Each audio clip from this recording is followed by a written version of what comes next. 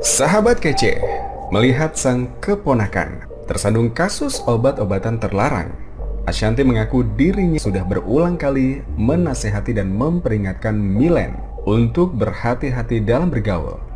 Bahkan saat terakhir bertemu, Ashanti terus mengingatkan Milen untuk jaga diri. Terakhir sebulan yang lalu, aku sempat Aurel dan Milen collab YouTube, tapi kita sempat ngobrol. Dia cerita kehidupannya, aku bilang ke dia, kerja yang bener. Aku sudah gak mau bahas yang lainnya. Yang namanya dia masih muda, kan aku pernah muda, pasti pernah buat kesalahan, kata Ashanti. Meski sudah sering dinasehati, ia menyayangkan keponakannya itu saat ini malah masuk jeruji tahanan atas kasus dugaan penyalahgunaan narkotika jenis sabu. Tapi aku selalu bilang, jaga diri kamu sebaik mungkin, karena itu yang bisa kamu lakukan di tengah banyak orang yang pro dan kontra sama diri kamu. Tapi jalan hidup dia sudah ditentukan sama dia. Yang berhak sama hidupnya dia ya ibu sama kakaknya.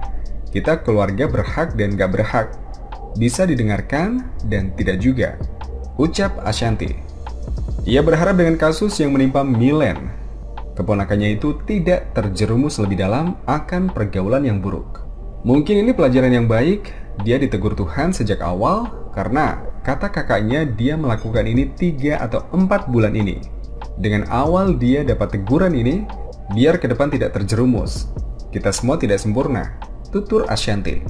Ashanti juga mengaku berulang kali telah memperingatkan keponakannya, Milen Cyrus, untuk berhati-hati dalam bergaul.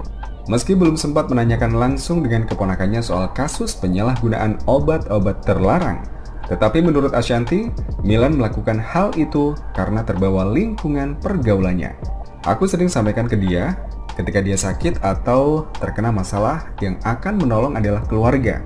Jadi jangan sampai terbawa lingkungan yang kurang baik, kata Ashanti dalam akun YouTube The Hermansyah A6 dikutip kompas.com pada Rabu 25 November. Berkali-kali aku omongin ke dia, sampai akhirnya sebulan lalu dia ucapin aku ulang tahun.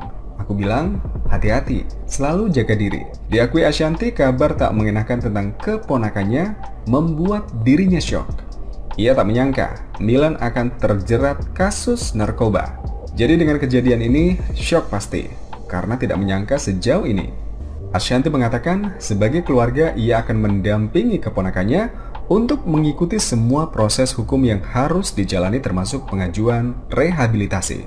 Dia berharap kejadian yang menimpa Milen dapat memberi hikmah pada ponakannya itu untuk lebih baik lagi dan berhati-hati dalam bergaul. Sebab sebelumnya, Milen mengaku menggunakan jenis sabu atas ajakan temannya. Cuma semoga dengan musibah ini ada hikmah mengingatkan dia di saat ada kejadian ini yang membantu dia adalah keluarga. Ia mungkin teman dekat dia ada yang bantu, cuma aku nggak paham, tutup Ashanti.